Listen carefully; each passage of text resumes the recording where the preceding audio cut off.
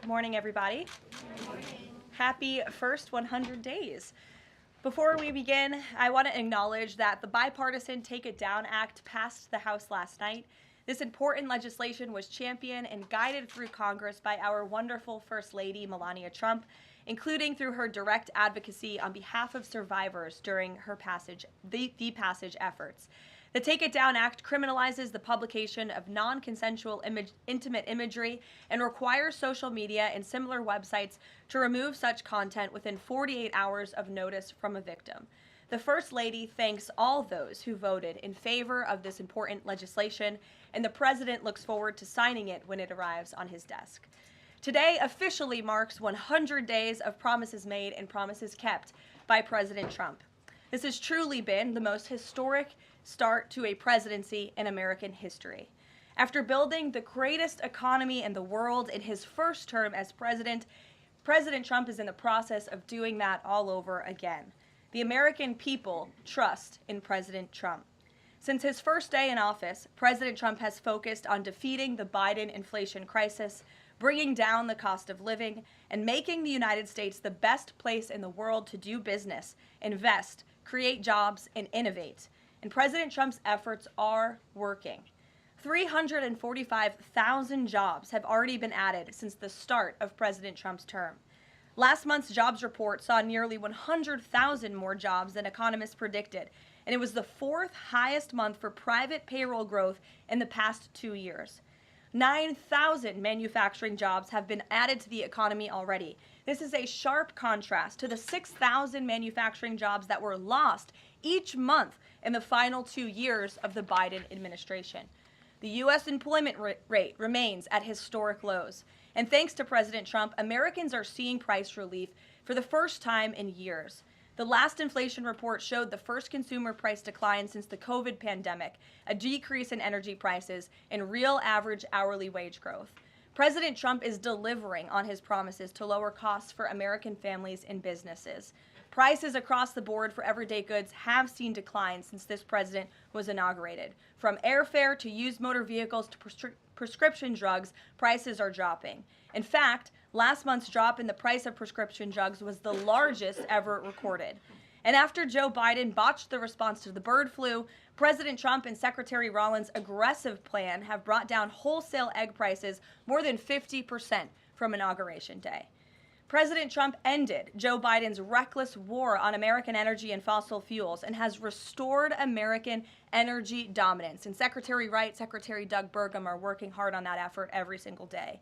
Oil and gas prices are now way down because of this bold approach. Gasoline prices down 7%. Energy prices are also down as well. The Department of Interior just announced a new offshore drilling policy that will boost oil production in the Gulf of America by 100,000 barrels per day.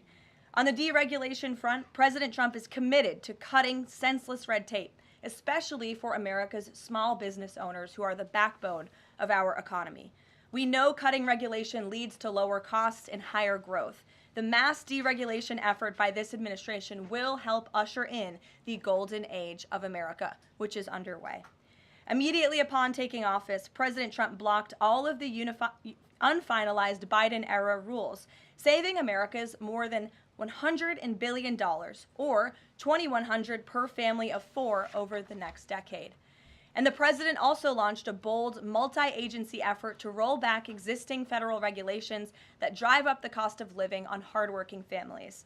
This effort is projected to yield significant cost savings in the coming months, including the EPA's rollback of tailpipe emission rules for light-duty and medium-duty vehicles and the Department of Transportation's latest corporate average fuel economy standards.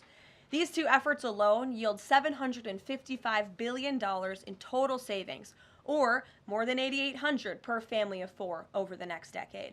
In total, the combined savings from all of these actions equal just over $935 billion, or nearly $11,000 in real savings per family of four per the coming decade. The press is not talking nearly enough about the positive impact of President Trump's deregulation campaign. And investments from the biggest companies and countries in the world are pouring in under this president. So far, total investment commitments under the Trump administration have reached more than $5 trillion. including $500 billion from Apple in U.S.-based manufacturing and training, $500 billion from NVIDIA in AI infrastructure, $100 billion from TSMC and U.S.-based chips manufacturing, and the $500 billion private investment by OpenAI, Oracle, and SoftBank in AI infrastructure as well. All of these investment commitments are estimated to generate at least 451,000 new high-paying jobs for American workers and families.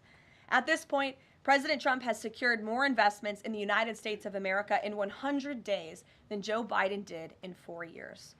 President Trump is America's businessman in chief, and that's why these trillions of dollars in investments are flooding to our country. The business community is bullish on America because President Trump is back in charge. Tomorrow, the president will host CEOs and leaders from several companies that have made these investments to tout their historic commitments to our country and encourage others to follow suit. Under President Trump, there has never been a better time to invest in America. And the president finally said enough is enough and refused to allow America and our workers to be ripped off any longer on trade. President Trump implemented powerful tariffs to end the era of economic surrender and to rebalance America's trading agreements. More than 100 countries have already come to the table looking to offer more favorable terms for America and our people. There has never been a president who has created his own leverage like this president, and we are just getting started. Republicans in Congress are getting very close to passing President Trump's One Big Beautiful Bill, which will include the largest tax cuts in American history, strong border security measures, major military advancements, dramatic deregulation, and common sense spending reforms. As President Trump has said before, the best is yet to come. For more on President Trump's economic successes so far and the plans ahead, I want to pass it off to our incredible Treasury Secretary, Scott Bessent, who is here today, and we will open it up to questions. In our new media seat, we have Brendan Peterson, the financial services reporter for Punchbowl News. Punchbowl News covers power, people, and politics based in Washington, D.C. Laser focus on Capitol Hill, the politics of legislating, founded in 2021, and it is the first newsletter that Capitol Hill and the White House reads every morning in the middle of the day and throughout the evening. Thanks for being here with us, and we'll start with you today. Thanks so much for being here. I have a question for Secretary Bessent. On tariffs, the president said over the weekend that we are hoping that maybe tariff revenues could replace income tax. But we also keep hearing about the deals that the administration is pursuing. So my question is, what is the White House's ultimate objective here? Do you want to have long-term tariff revenue or deals that might reduce those tariffs? I think it's a combination of both. So we're going to take in long-term tariff revenue. We put a process in place. We have 18 important trading relationships. We will be speaking to all of those partners, or at least 17 of them, over the next few weeks. Many of them have already come to Washington. What President Trump is referring to is the ability for tariff revenue to give income tax relief. And I think there's a very good chance that we will see this in the upcoming tax bill. The president campaigned on no tax on tips, no tax on Social Security, no tax on overtime, and the restoring interest deductibility for autos, for American-made autos. So tariff income could be used for tax relief on all those immediately. So you think that there is a role for significant tariff revenue in U.S. fiscal policy? I think that it is something that got put away a long time ago, and I think that tariffs will bring back American manufacturing and generate substantial revenues. On manufacturing, we've seen some pretty grisly surveys this month from the Philly Fed, which saw the biggest drop since May of 2020, and the Dallas Fed, similar plunging outlook, poor shipping orders. What are American manufacturers not understanding about your push for onshoring in the U.S.? Well, I think I was in the investment business 35 years, and I learned to ignore the survey data and look at the actual data, and the actual data has been quite good. The job data is good. Americans keep spending, and as Karoline said, we have these incredible commitments to bring manufacturing back on shore with record investment by domestic corporations and foreigners who want to come into the U.S. Thank you so much, Caroline. Thank you, Mr. Secretary. The Chinese continue to say that the U.S. and China are not engaged in any consultation or negotiation on tariffs. You recently said you've talked to your counterpart, but more about, quote, traditional things like financial stability. So can you clarify, is the administration talking to Beijing specifically about tariffs or not? Well, we're not going to talk about who's talking to whom, but I think that, over time we will see that the Chinese tariffs are unsustainable for China. I've seen some very large numbers over the past few days that show if these numbers stay on, Chinese could lose 10 million jobs very quickly, and even if there is a drop in the tariffs, that they could lose 5 million jobs. So remember that we are the deficit country. They sell almost 5 times more goods to us than we sell to them. So the onus will be on them to take off these tariffs. They're unsustainable for them. And they are saying you guys are not talking about it. So is that true? Look, they have a different form of government. They're playing to a different audience. So I'm not going to get into the nitty-gritty again of who's talking to whom. But as I said, I believe for the Chinese, these tariffs are unsustainable. And very quickly, 2 days ago, you said you didn't know if President Trump had spoken to Xi Jinping. Do you know now? Again, I would say Caroline and I have a lot of jobs around the White House. Running the switchboard isn't one of them. Go ahead. Secretary Bessent, thank you so much for being here this morning. You've talked about the importance of giving investors certainty when it comes to the market, yet the Trump administration is continuing to negotiate several complex trade deals in a very sort of compressed time frame. When do you expect you'll be able to give the market some certainty around those deals? Do you have a deadline? Is it the 90-day pause? What are we looking at here? Good question. And I think one thing that has been a little disconcerting for the markets is, President Trump creates what I would call strategic uncertainty in the negotiations. So he is more concerned about getting the best possible trade deals for the American people. We had 4 years of bad deals for decades of unfair trading, and we are going to unwind those and make them fair. What we are doing is we've created a process. I think the aperture of uncertainty will be narrowing, and as we start moving forward announcing deals, then there will be certainty. But certainty is not necessarily a good thing in negotiating. Mr. Secretary, last night there were reports on the administration sort of walking back a little bit on the auto tariffs. Can you sort of just elaborate on that decision there and what we can expect going forward, and why sort of the shift in those auto tariffs? Well, President Trump has had meetings with both domestic and foreign auto producers, and he's committed to bringing back auto production to the U.S. So we want to give the automakers a path to do that quickly, efficiently, and create as many jobs as possible. Jasmine.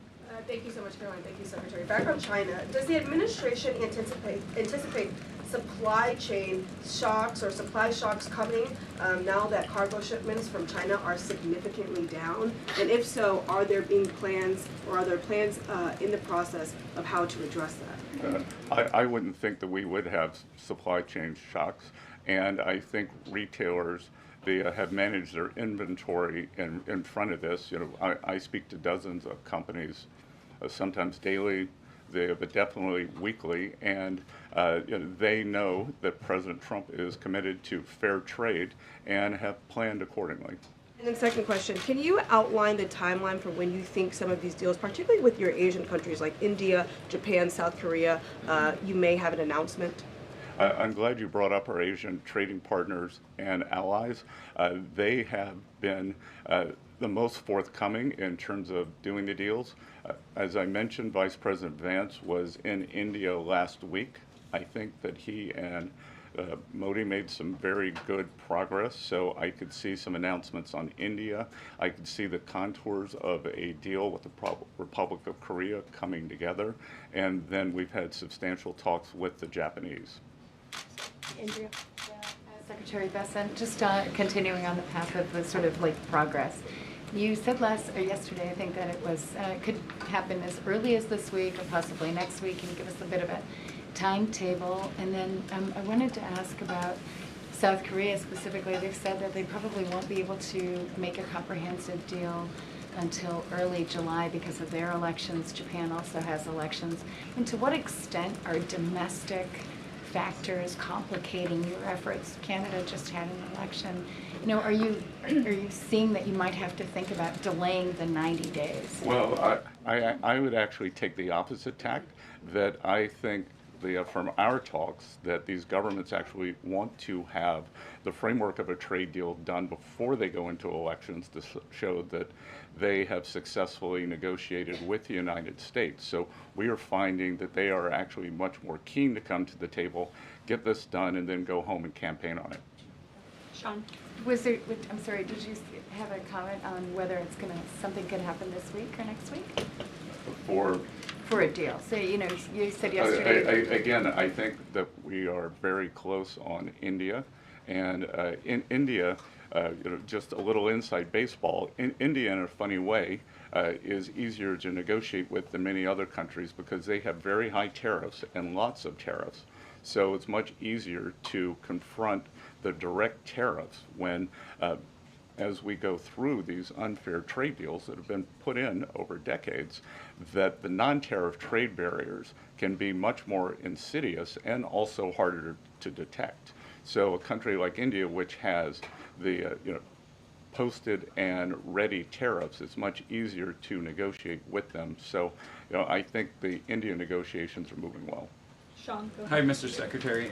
So it was reported this morning that Amazon will soon display a little number next to the price of each product that shows how much the Trump tariffs are adding to the cost of each product.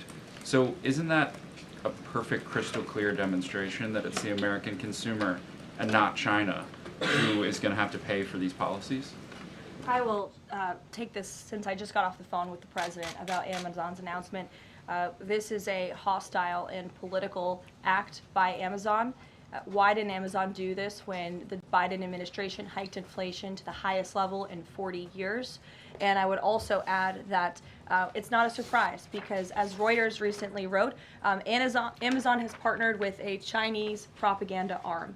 So this is another reason why Americans should buy American. It's another reason why we are onshoring critical supply chains here at home to shore up our own critical supply chain and boost our own manufacturing here. Is Jeff Bezos still a Trump supporter?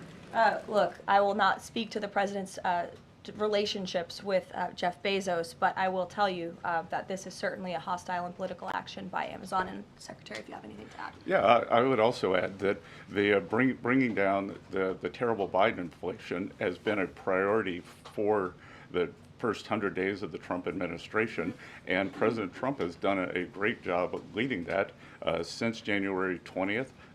Interest rates, mortgage rates are down, gasoline and energy prices are down. We're expecting the further decreases. And as Karoline said, the big tax on consumers that goes unnoticed is deregulation or regulation, and we are deregulating and bringing that down. So, from a household income point of view, we would expect real purchasing increases. We've seen them over the first 100 days, and we would expect that to accelerate. We are doing peace deals, trade deals, tax deals, and deregulating. And the deregulation is a longer lead time, but I think by the third and fourth quarters, that's really going to kick in. Kelly, go ahead. Thank you, Caroline. A question for you and Secretary Bessent. We talk a lot about volatility and uncertainty in the marketplace, and the president has stated all along that he's more concerned about mainstream America, the American worker. You just talked about deregulation and this entire fair trade and reciprocals. What is your message to the American people in terms of letting them get through this disturbance and the outcome being greater and a greater good for the American worker, the American people, the American families? I would say trust in President Trump. There's a reason he was reelected to this office. It's because of the historic success of his economic formula in the first term, and as I laid out at the beginning of the briefing and the Secretary has talked about and the President talks about every day, there's a proven formula that works. Massive deregulation, energy independence, and tax cuts, which are coming. And the Secretary is working very hard on that with our counterparts on Capitol Hill. If you want to talk about that, that's a huge deal to put more money back into the pockets of hardworking Americans. As for the fair trade deals the President is trying to negotiate, he's not just righting the wrong of the mess that he inherited from the past 4 years of the Biden administration. This is a mess that has been created for the past 4 decades, that has sold out the middle class, that has moved jobs overseas. You think about our heartland, middle America, what towns used to look like, what they look like today. President Trump wants to restore the golden age, and it's a process to do that. And that process is underway, but he's put together a fantastic trade team. Secretary Bessent, Secretary Lutnick, Jamieson Greer, all working incredibly hard on this effort 24/7. But tax cuts are coming, and that's key. And Mr. Secretary, why don't you talk a little bit about that? Yep. So it's really a three-legged stool in the economic policy. It's trade, it's tax, and it's deregulation. So we are in the midst of addressing, as Karoline said, these long-term trade imbalances. The tax bill is going much better than I would have thought when I took office on January 28th, and that's through President Trump's leadership. That Speaker Johnson, Leader Thune are united. Speaker Johnson, we had a very good meeting yesterday with somebody called the Big Six, NEC Director Kevin Hassett, myself, Speaker Johnson, Leader Thune, Committee Chairman Jason Smith, and Senator Crapo. And the tax bill is moving forward. It is going to give permanence to the 2017 Tax Cuts and Job Act, which will, back to the question on certainty, it will give American business certainty, it will give American people certainty, and then President Trump is also adding the things for working Americans that is talked about earlier: no tax on tips, no tax on overtime, no tax on Social Security, making auto payments deductible. So that will substantially address the affordability crisis. And the other thing that I would note, and back to data, is that the Vanguard, one of the largest money management firms in America, said that over the past 100 days, 97% of Americans haven't done a trade. And in fact, individual investors have held tight while institutional investors have panicked. So individual investors trust, investors trust President Trump. Megan, in the back. Thank you both. Can you detail for us exactly what we should expect as far as relief on the auto tariffs front? And then further, Mr. Secretary, should we expect other industries to also get relief the way we've now seen for auto and tech as well? I'm not going to go into the details of the auto tariff relief, but I can tell you that it will go substantially toward reshoring American auto manufacturing. And again, the goal here is to bring back the high quality industrial jobs to the U.S. President Trump is interested in the jobs of the future, not the jobs of the past. We don't need to necessarily have a booming textile industry like where I grew up again, but we do want to have precision manufacturing and bring that back. And another important, very important function of this that does not get talked about enough is national security. President Trump, his overriding the concern and belief is that economic security is national security is economic security. And we saw during COVID that our supply chains got cut off. And we need to bring back a lot of those supply chains, whether it's in semiconductors, medicines, the steel, and we have to onshore those. So it's a combination of making trade free and fair and remedying this gaping national security hole that he was left with. If I could on I would just add, Megan, the President will sign the executive order on auto tariffs later today, and we will release it as we always do. Go ahead. Secretary, any updates on the negotiation with the European Union, and is it hard to negotiate with the European Union? Pardon? Do you have any updates on the negotiation with the European Union? I'm more involved in the Asian negotiations. My observation would be, goes all the way back to Henry Kissinger's statement, when I call Europe, who do I call? So we're negotiating with a lot of different interests. Some of the European countries have put on an unfair digital service tax on our big internet provider. France and Italy, other countries, Germany and Poland, don't have that. So we want to see that unfair tax of one of America's great industries removed. So it's going to be a give and take. So they have some internal matters to decide before they can engage in an external negotiation. Edward. Thanks, Caroline. Mr. Secretary, so contacts I have in the business community say that they're basically frozen for long-term investment because of the uncertainty around tariffs. How long do you think President Trump has to make a deal before there's damage to the economy? Look, I think that what we're seeing is that business leaders, they've gone into a pause, and I think we're going to give them great certainty on this tax bill. And I think over the next couple of weeks, as I said, we have 18 important trading relationships. We'll put China to the side. 17 they are in motion. And then, as I said yesterday, I think there's a very good chance we're going to get this tax bill done. And the tax bill is going to be very powerful for domestic U.S. investment. So what we are going to do, one of the most powerful parts of President Trump's 2017 tax bill was full expensing of equipment. We are going to make that, as President Trump said in his speech to Congress, that will be retroactive to January 20th. The other thing that we are looking to add is full expensing for factories. So bring your factory back. You can fully expense the equipment and the building.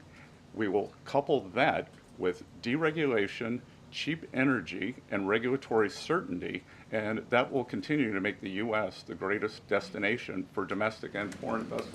And the president, well, if I could follow, just the president said that world leaders would like to meet with him in Rome, in Vatican City, about trade. Other than President Zelensky, who did the president meet with, and about trade, and when could we get some of those deals? The president met with President Zelensky, as you know, which we talked about, and the president continues to be engaged with his fellow leaders around the world in the European Union. You've seen many of them visit the White House. I want to harp on, in closing, the point the Secretary just made. On the campaign trail, the president promised the American public that he was going to make America the best country in the world to do business again. The lowest taxes, lowest regulation, lowest energy costs of anywhere in the world. And if you do business in the United States, you won't pay a tariff, you won't pay a price. That's not just good for companies around the world, but it's good for the American worker. That's what this team is focused so hard on every day. We have work to do. The golden age of America is underway. But as I pointed out in the beginning, there's a lot of reason for the American consumer, the American CEO, the American small business owner to be confident and optimistic about this president and where we're headed. So you will hear more from the president himself later this evening. He is traveling to Michigan, as you all know. He'll make a stop at the Air Force Base with Governor Whitmer, and then we will head to a rally tonight where you'll hear more from him directly. So we'll see you in Michigan. Thank you, guys. Thank you, Caroline.